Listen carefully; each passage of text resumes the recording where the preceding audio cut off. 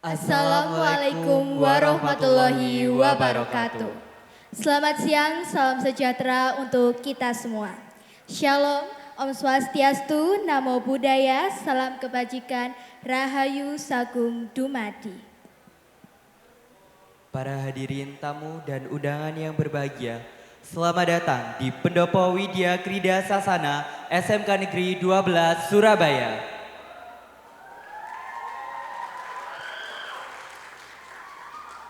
Puji syukur kita panjatkan karena berkat rahmat-Nya kita masih bisa hadir di sini untuk bersama-sama menyaksikan pentas ujian kompetensi keahlian seni pedalangan. Semoga ujian kali ini dapat berjalan dengan lancar hingga selesai. Amin ya robbal alamin. Hadirin sekalian, kita telah memasuki hari ketiga pentas uji kompetensi keahlian seni pedalangan, di mana hari ini menjadi hari terakhir untuk ujian kompetensi keahlian konsentrasi seni pedalangan SMKN 12 Surabaya. Sebelum memulai acara, perkenalkan saya Natasha Veronica dan partner saya Zevino Donivian selaku MC pada hari ini.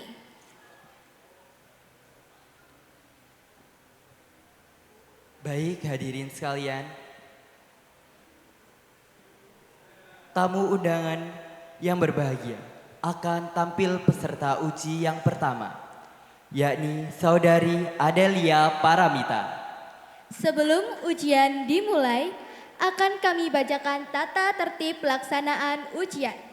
Yang pertama, pada saat ujian berlangsung, para hadirin dimohon tenang, tidak mondar-mandir di sekitar panggung, dan tidak membuat gaduh yang dapat mengganggu jalannya ujian.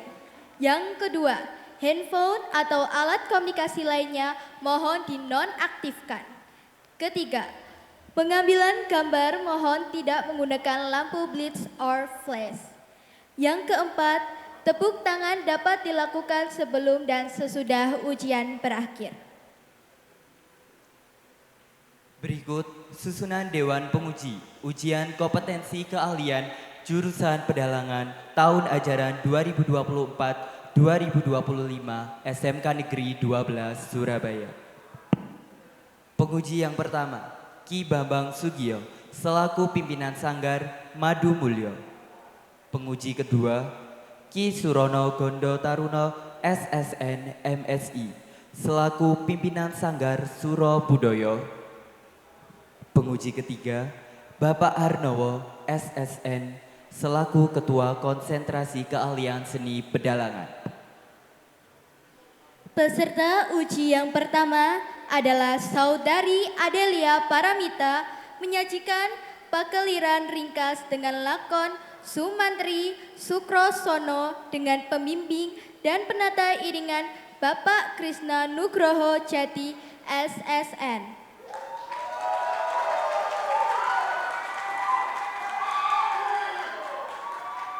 Kepada pendukung iringan dipersilahkan menempatkan diri.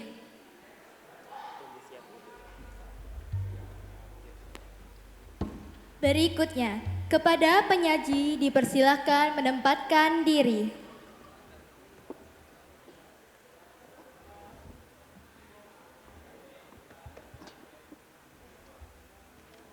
Sinopsis. Sumantri dan Sukrosono adalah dua bersaudara, seayah seibu. Sumantri berparas tampan, sedangkan Sukrosono adiknya bermuka raksasa dan berbadan kerdil. Keduanya sakti, baik hati dan suka menolong. Walaupun bermuka buruk, Sukrosono mempunyai kelebihan yang tidak dimiliki Sumantri, yaitu dapat berkomunikasi dengan semua ciptaan. Oleh karena kelebihannya, Sukrosono diberi tugas Batara Wisnu untuk menata Taman Sriwedari di Kayangan Untara Segoro.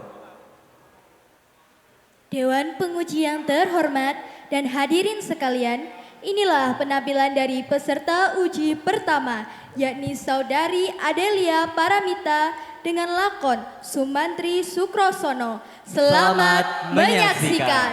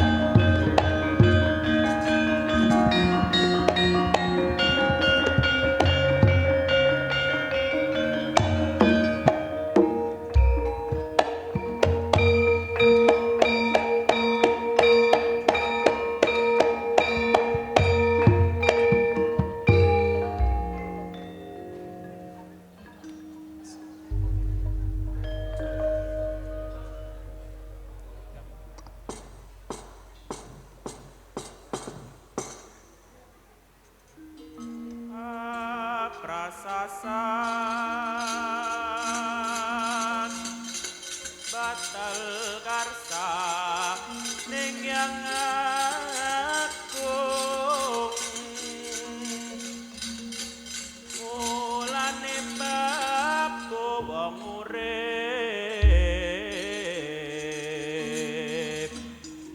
saparsa ngawuleng ratu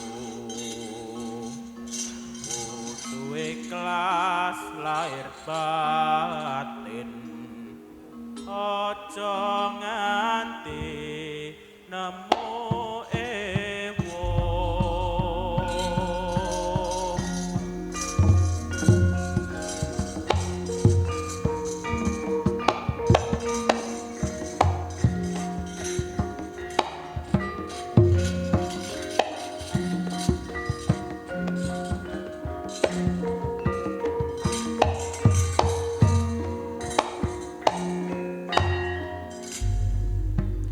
Yai Sukosrono kakangku Sumantri, njawab ngapura merga lungaku ora ngejak kowe Yai. Dudu merga aku seneng nanging aku ora kepengin kowe ngerti lakuku bakal swita Prabu Arjana Sasrabau. Bakal lamun wis mukti wibawa kowe tak kanthi ngenyam kamula.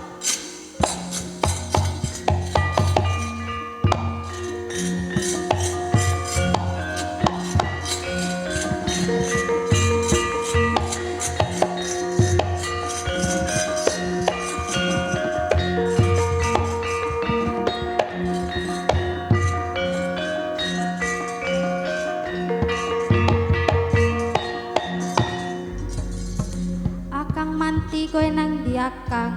Akang Mantri aku ndal, ojo mbok tinggal Akang Mantri. Akang Mantri.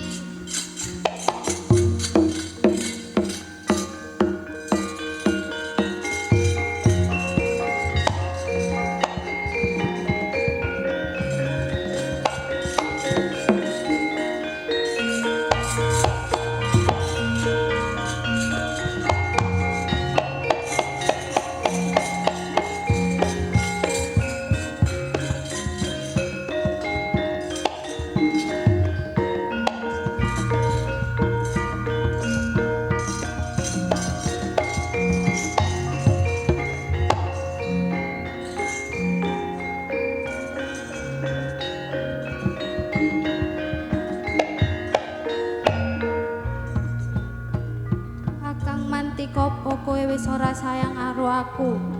Kowe mentol lunga ninggal aku Akang Mantri. Mengko aku sayang banget kalau kowe Akang Mantri. Aku ora bisa pisah kalau Akang Mantri. Akang Mantri kowe endi Akang?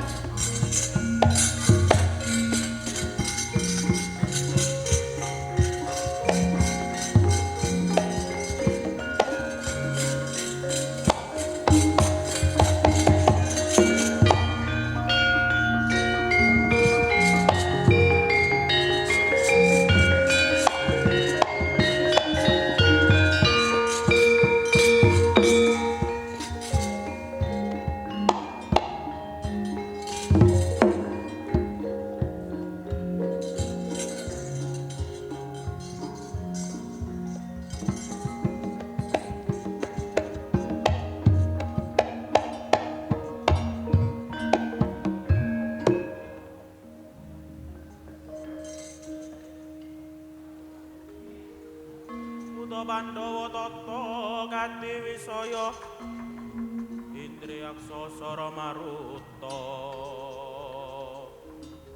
Pawana Bana Margana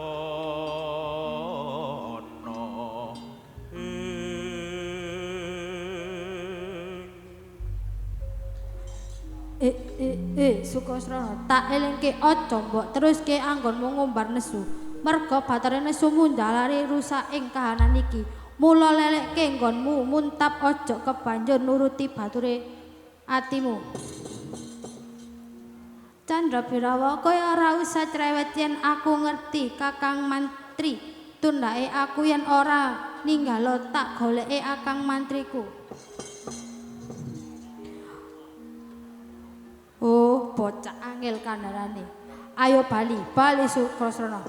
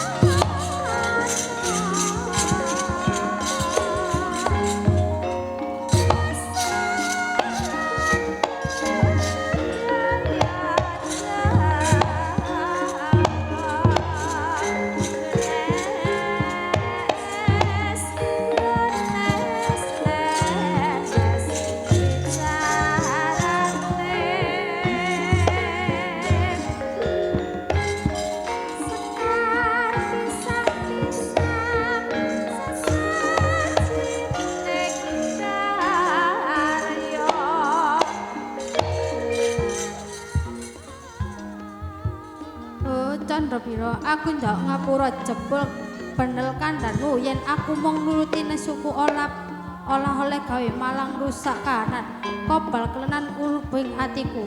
Wala Akang Mantri yen kowe aku dadi olah kalu-kaluan Akang Mantri kowe nang endi Akang?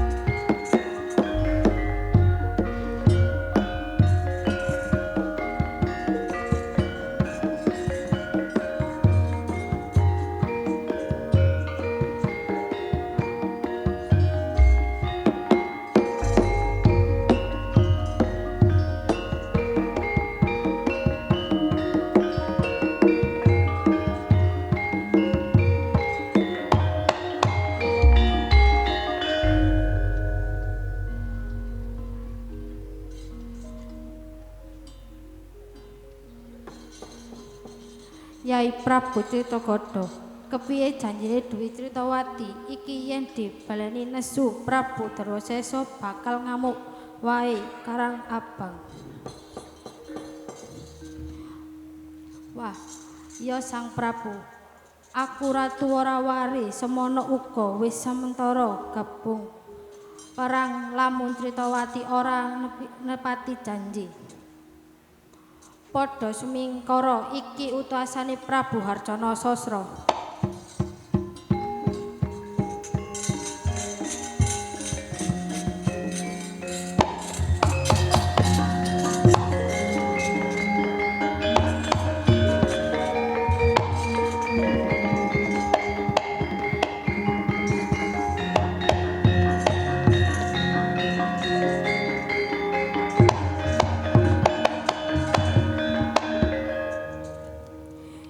Kowe sapa?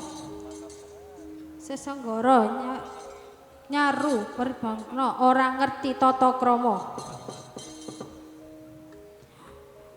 Nyuwun sewu Kisana, panjenengan niki pun sinten? Sang Prabu Critagada, kula sumantri utasining Nalendra Nespati Prabu Harjana Sasa Bau dinuntut bombong kesuningan ayu Dewi Citrawati dinteni sakmenika.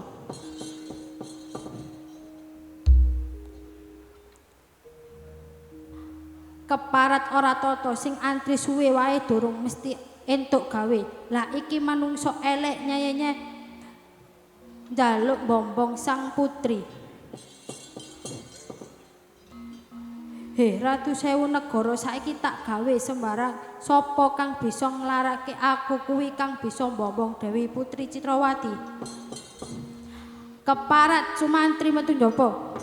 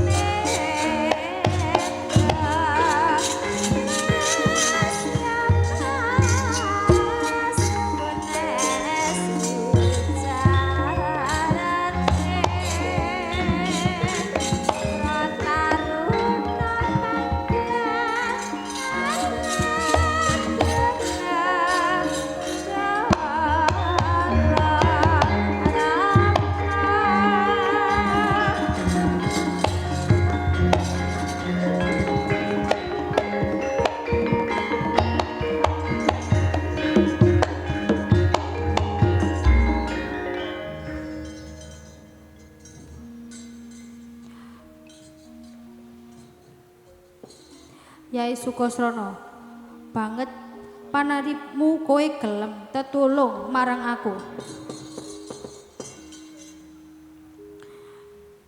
Lah apa toh kowe iki oleh kena pisah karo aku. Maling yen ana apa sing iso nulungi kowe, aku Atang. Iya Yai, yen ngono aku ora bakal pisah karo kowe Yai.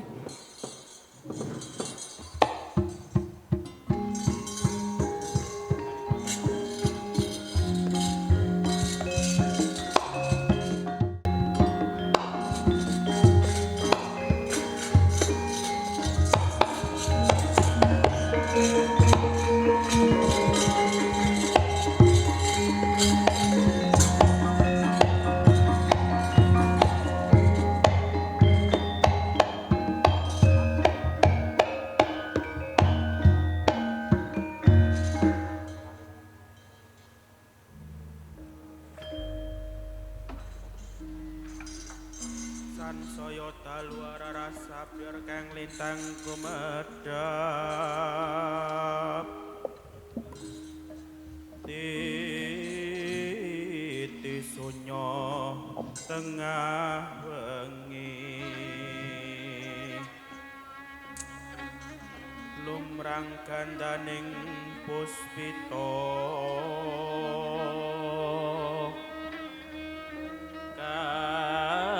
karenggiwaning putyanira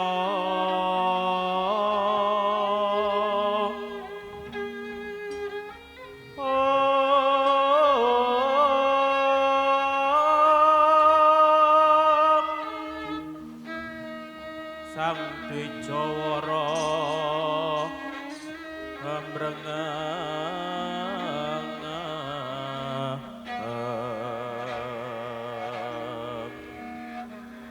lir swaraning matu prangta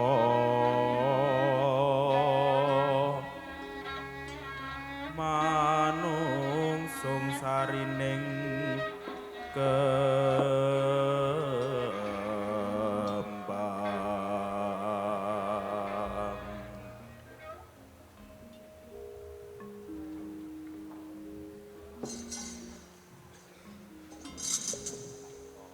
Sumantri, nyoto kowe bisa nggawe marem atiku nanging Pasuratiwa lagi tak tampa lamun kowe bisa muter Taman Sriwidari rerenganing kahanan utara segara marang negara Maespati.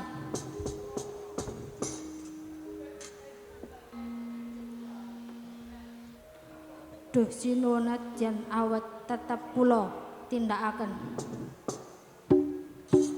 Bagus yen ngono tuli budal.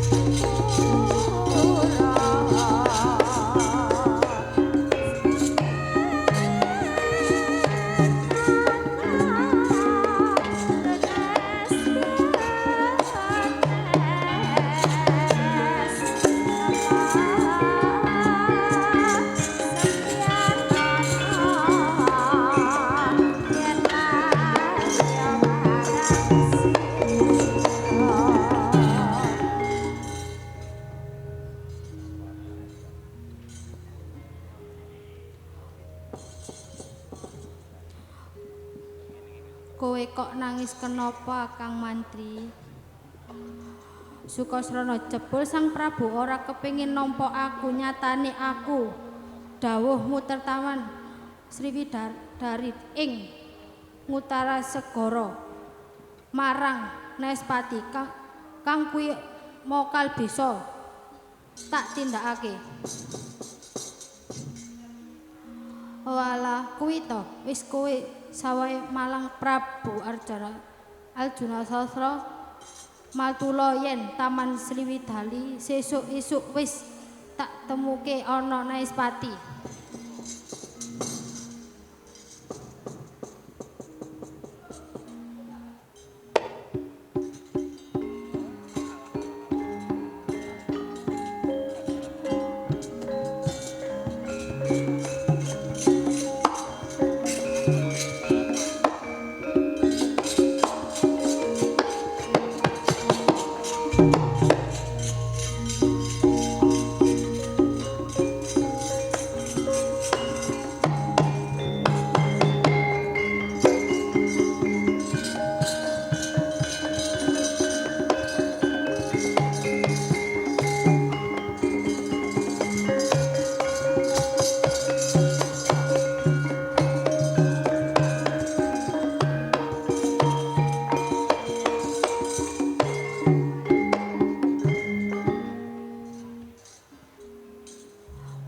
Wauta ingkang Hyang Nustranegara Bambang Sukrasrana mula endinga Taman Widayanti kalaning ing Sang Hyang Sunoman sekala Mantegdaya linangkung jenjangkung kekuninganing Candrawi Prabiwa sekala Taman Sriwidari mula ingkang aksa ngebelas prakteng Maispati kaya lintang ahlingan.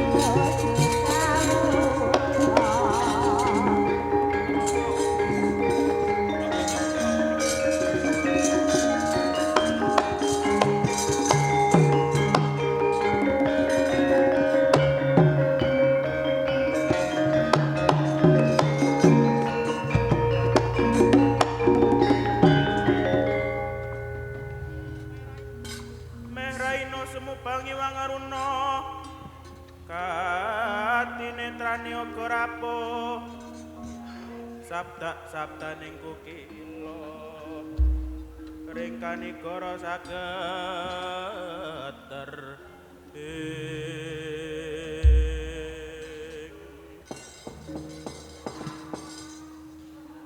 Sumantri nyoto kowe bisa minggahanaken dawuh pantes kula cinengkat marang Prabu Harjana Sasra.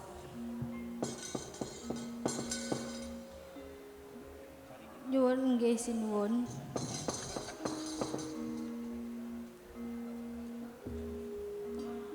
Nanging endaning taman iki dicereti wewejudan kang gagalining mapan ana wektu gilang tanggening taman umpama renca sinengkena lamun jalma ingsun ora kepengin njrimpeti.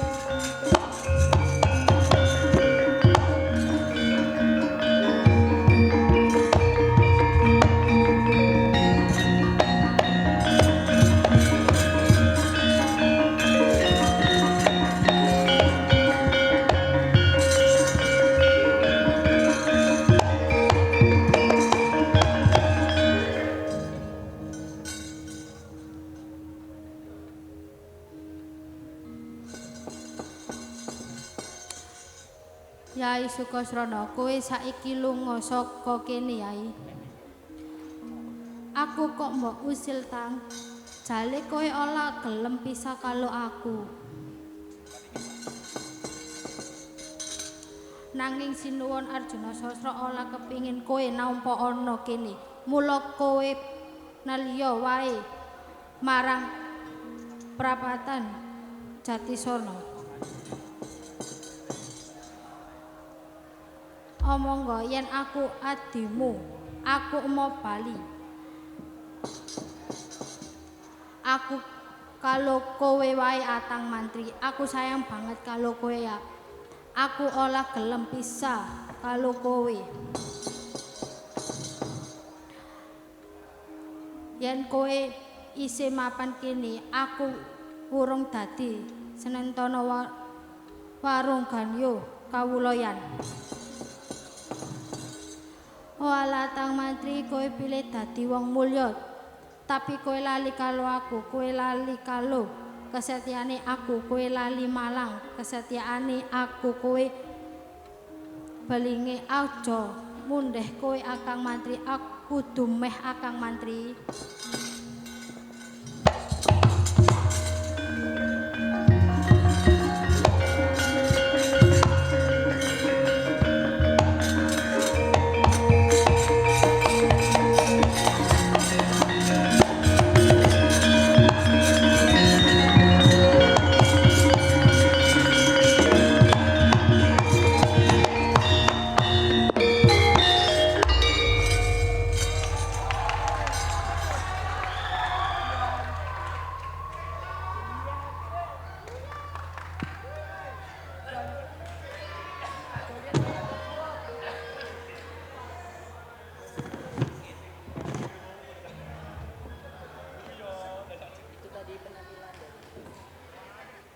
Itu dia penampilan dari Adelia Paramita. Beri tepuk tangan yang meriah.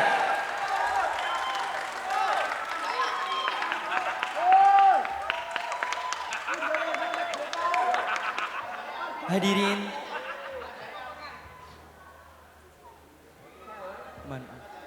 kepada seluruh pengrawit dan penyaji dipersilakan untuk meninggalkan tempat.